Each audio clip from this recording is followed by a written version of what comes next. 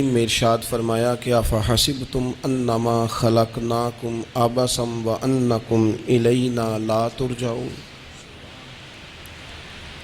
فرمایا کیا تم یہ گمان کرتے ہو کہ ہم نے تمہیں بیکار پیدا کیا ہے، اور کیا تم یہ سمجھتے ہو کہ تمہیں پلٹ کر ہماری طرف نہیں آنا؟ اللہ تبارک و تعالیٰ نے جو چیز بھی پیدا کی، جہاں بھی پیدا کی، بڑی حکمتوں کے تقاضوں کے تحت پیدا کی۔ میں کسی شخص سے بیزار نہیں ہو سکتا، کیونکہ ایک ذرہ بھی تو بیکار نہیں ہو سکتا۔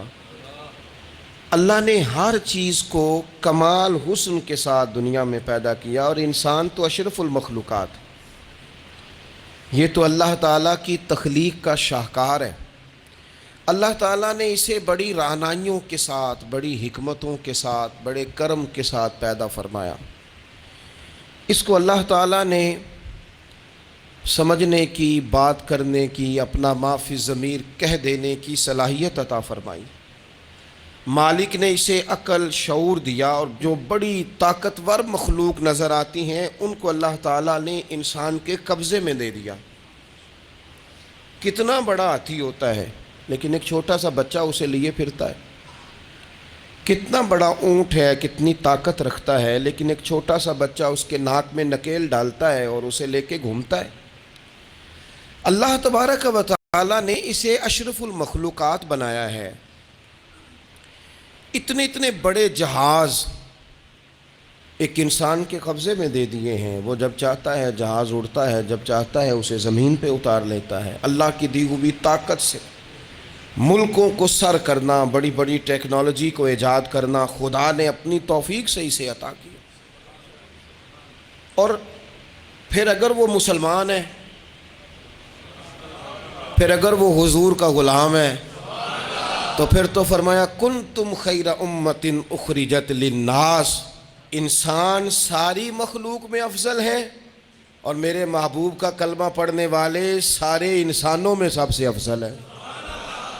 ان کو اللہ نے اور زیادہ فضیلتوں سے، برکتوں سے مالا مال کیا۔ یہ وہ مخلوق ہے، یہ وہ لوگ ہیں، یہ وہ امت ہے کہ جو صرف ارادہ کرتی ہے نیکی کا، کرتی نہیں۔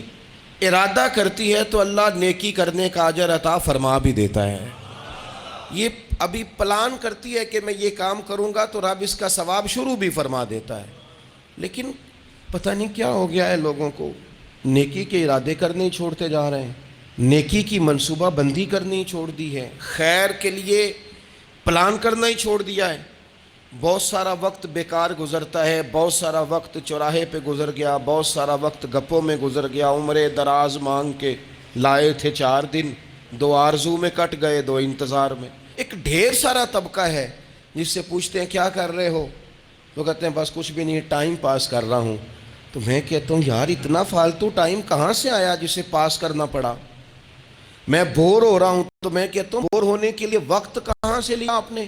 آپ تو مسلمان ہیں، آپ وقت شریعت نے بڑا قیمتی کر دیا ہے۔ آپ تو 1 منٹ میں 3 بار سورہ اخلاص پڑھ سکتے ہیں۔ آپ کو تو ذرا سا وقت ملے تو آپ جا کے 2 رکعت نماز کی نیت باندھ سکتے ہیں۔ آپ کو تو تھوڑا سا وقت ملے تو آپ کے تو نبی پاک علیہ السلام نے یہاں تک ہماری تربیت کر دی، ہمارے حضور فرمانے لگے تم کانٹا اٹھا سکتے نا گلی سے تو وہی اٹھا دینا، اس پر بھی رب صدقے کا ثواب عطا کرے گا۔ تو یہاں تو کانٹوں سے بھری ہوئی گلیاں ہیں۔ نبی پاک نے تو فرمایا تھا کسی مومن کو بس خوش کر دینا، وہ چاہے لمحے کے لیے ہی ہو، اس کے دل میں راحت ڈال دینا،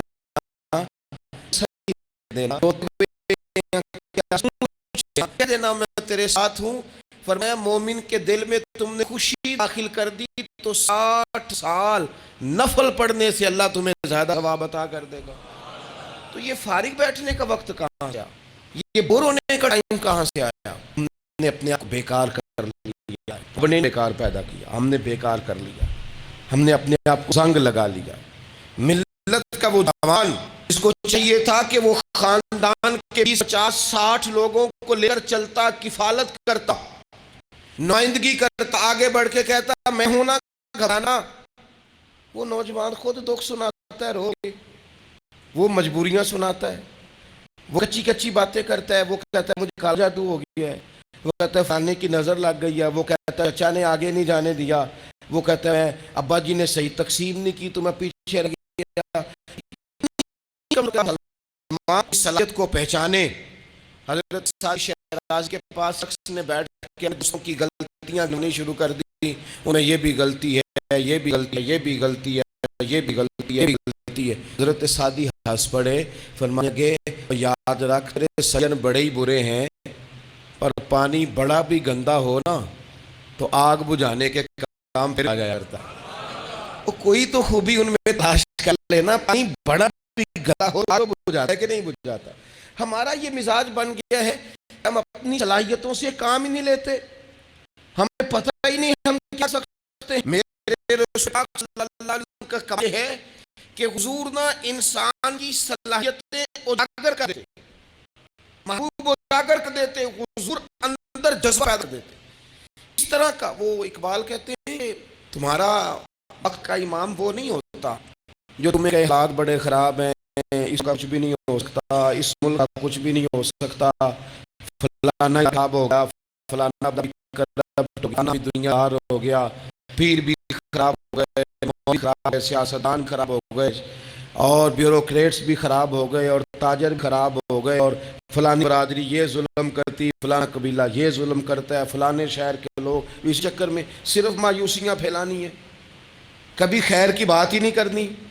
لیکن اقبال کہتے ہیں کہ ہے تیرے امام میں حق جو تجھے حاضر و موجود سے بیزار کرے اور موت کی شکل میں دکھلا کے تجھے جلوہ یار زندگی تیرے لیے اور بھی دشوار کرے، وہ تیرے اندر رمق پیدا کرے۔ آج جو حاجی کارے 100 روپے جاتے ہیں تو یہ لوگ پانی بوتل ان کی بغل میں ہوتی ہے، رستے میں 3-4 جگہ بھی ہیں، پانی پئیں، چائے پئیں، جوس پئیں، بندوبست ہے، آپ کے کھانے پینے کے لیے چیزیں خرید سکتے ہیں۔ اوپر جائیں تو وہاں بھی سارا کچھ بیٹھنے کا بہترین اہتمام ہے۔ جب حضرت صدیق اکبر گئے تو دیکھو نہیں گئے تھے، رات کو گئے تھے، اور جناب اسماء بنت ابی بکر جب رات کو کھانا لے جاتی تھی تو وہاں تو دن کو آج بھی 1400 سال کے بعد بھی اس وقت کیا ہوگا، اور اب رستہ بن گیا، تب تو رستہ بھی نہیں تھا۔ حضرت اسماء کہتی ہیں میں اکیلی روٹی پکاتی تھی، نصبان تھی، پھر میں یہ نہیں کہ 2-4 میرے ساتھ ساتھی چلو پھر غار سور چلتے ہیں، لوگ تو کیوں جاتے ہیں نا، فرماتی میں دیکھتی تو رود کے کوئی ہے نہیں، دیکھ تو نہیں رہا، جب کوئی نہیں ہوتا تھا تو رات کو جاتی تھی اور غار پہ کھانا دیکھ کے آتی تھی۔ حضرت صدیق اکبر نے حضور پر بٹھا کے کہا حضور پتھر نکیلے ہیں، ان کی نوک تیز ہے، کہیں مقدس قدموں کو تکلیف نہ دیں، اگر میرے بانی کرتے قدموں پہ نہیں بیٹھتے۔